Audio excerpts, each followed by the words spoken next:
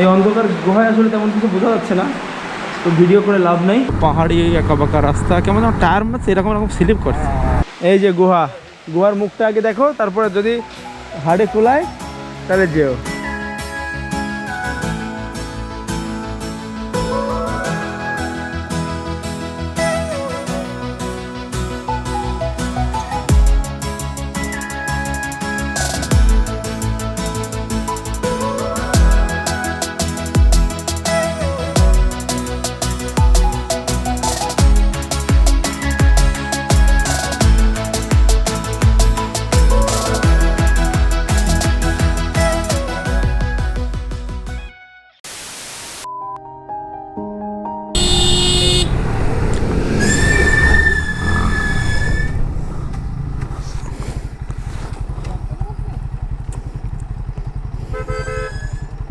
আরে শালা তো শুট করে চলে আসছে, এখনই তো লেগে গেল শালা।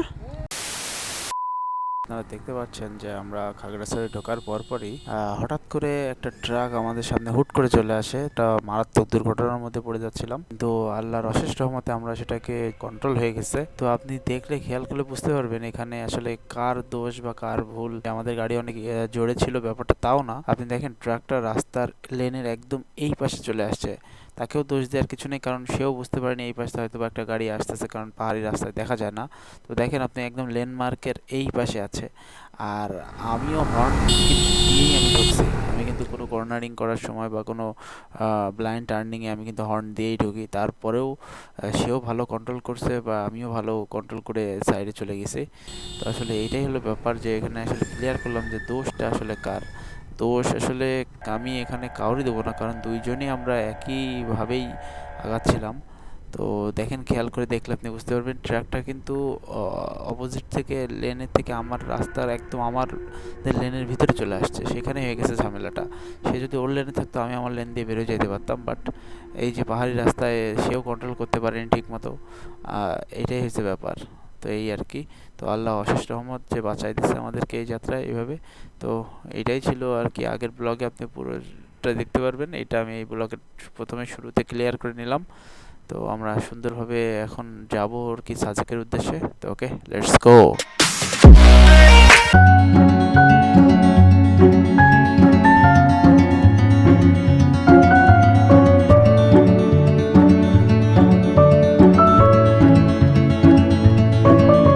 একটা রাস্তা দিয়ে যাচ্ছি খাগড়াছড়ি যাওয়ার আগেই। কিছু দূর যাওয়ার পথে এই পাশে ঝিড়ি নেমেছে, ঝিড়ির পানি যাচ্ছে, আর এই রাস্তা ধরে আমরা আগাচ্ছি।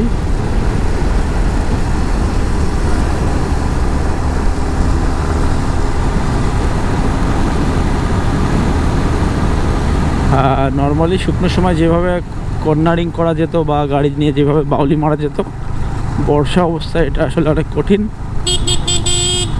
দেখলেন তো একটু আগে একটা দুর্ঘটনা ঘটে যাচ্ছিল, বাট আল্লাহর রহমতে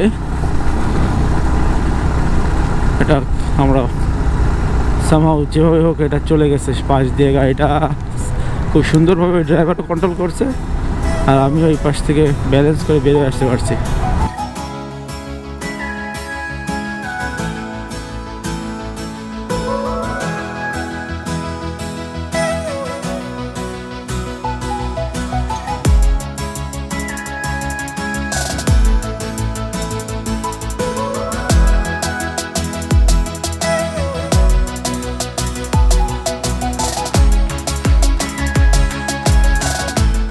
আমরা এখন আছি হচ্ছে খাগড়াছড়ি যাওয়ার পথে লংগদু বাজার থেকে যে রাবার বাগান আছে, সেই রাবার বাগানটায় সেলফি রোড বলে যেটাকে। তো বাইকারদের সেলফি রোড, এইসব রাবার গাছ, এই রাবার বাগানের মধ্যে দিয়ে রাস্তা, সুন্দর একটা রাস্তা দিয়ে আমরা যাব। যেহেতু আসলাম, সো সবাইকে এই রাস্তাটা ঘুরাই নিয়ে যাই। তো এই হচ্ছে সেই রাবার বাগান, গহীন অরণ্য টাইপের বাগান। এ মাথা ও মাথা আপনি কাউকে দেখতে পাবেন না, শুনশান একটা জায়গা।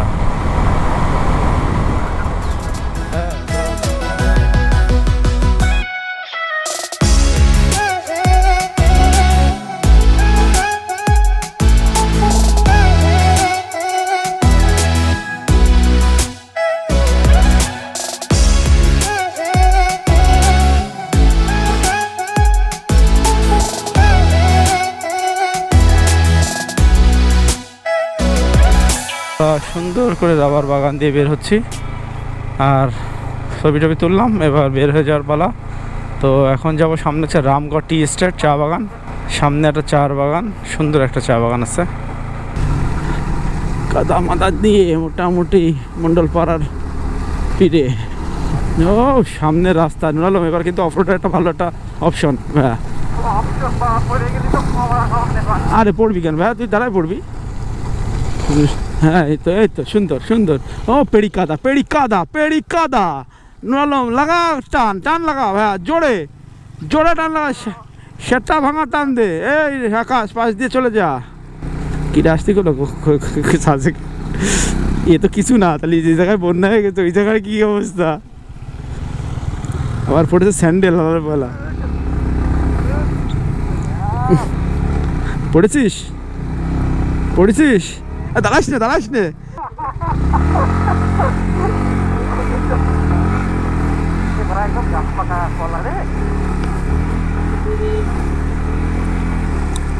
সামনে হচ্ছে রামগড় টি এস্টেট, সেই চায়ের বাগান, অসম্ভব সুন্দর জায়গা। এই রাস্তাটার কাজ চলমান ছিল, রাস্তাটা হয়ে গেছে সুন্দর।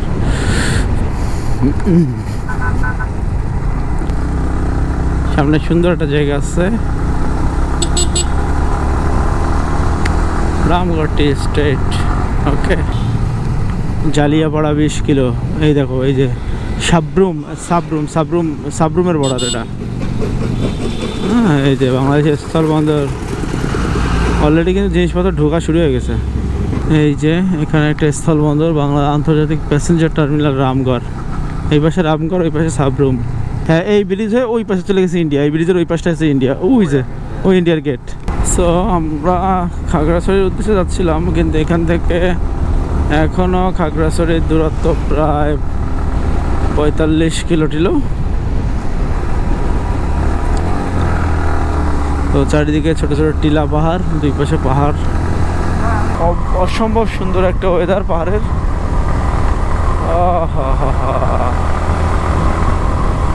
অসম্ভব সুন্দর ওয়েদার, পুরো জান ঠান্ডা, এনার্জি ডাবল।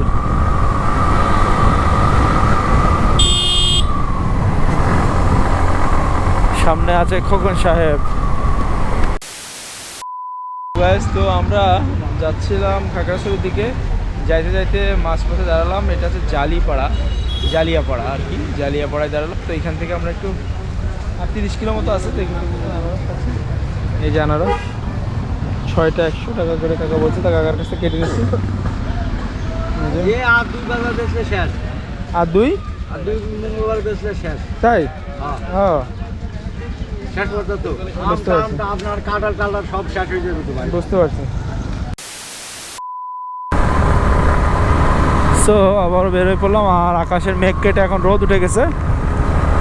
সুন্দর চকচকে পরিষ্কার ফ্রেশ রাস্তা, ভেজা রাস্তা ছিল তো চালাইতে হালকা হালকা ভয় করতেছিল। তো এখন আর সেই প্রবলেম নাই, সুন্দর একটা রাস্তা ধরে আগাচ্ছি,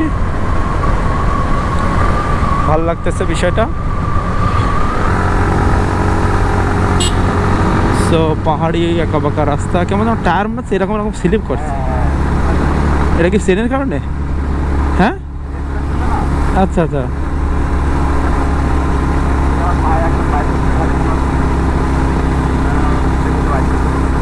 ও সো আমরা আলু টিলার গুহার সামনে আসছি। আলু টিলার গুহা একটু হাঁটতে হতে পারে আমাদের। তো দিস ইজ দ্য আলু টিলার গুহা। সো আমরা এখন আলু টিলার গুহার মধ্যে যাবো। এই দেখো ম্যান যাচ্ছে। হাই ব্রাদার, উঠে পড়ো। তো তোমাদেরকে আমি এখন নিয়ে যাব সুন্দর একটা জায়গায়, যেটাকে বলে আলু টিলার গুহা। তোমরা বারবার খাগড়াছড়ি আসবা এবং খাগড়াছড়ি না থেকে সোজা চলে যাও সাজেকের দিকে। তো সাজেকের দিকে যাও, ডাজন্ট ম্যাটার।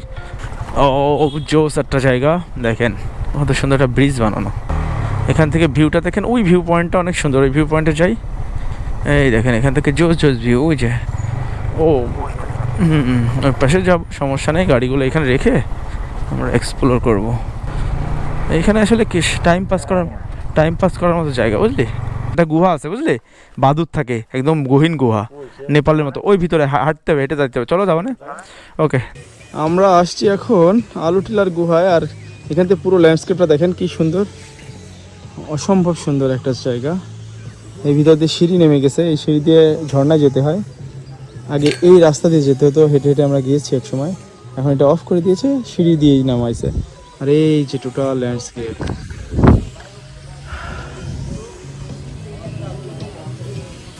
সুন্দর পৃথিবী, অসাধারণ।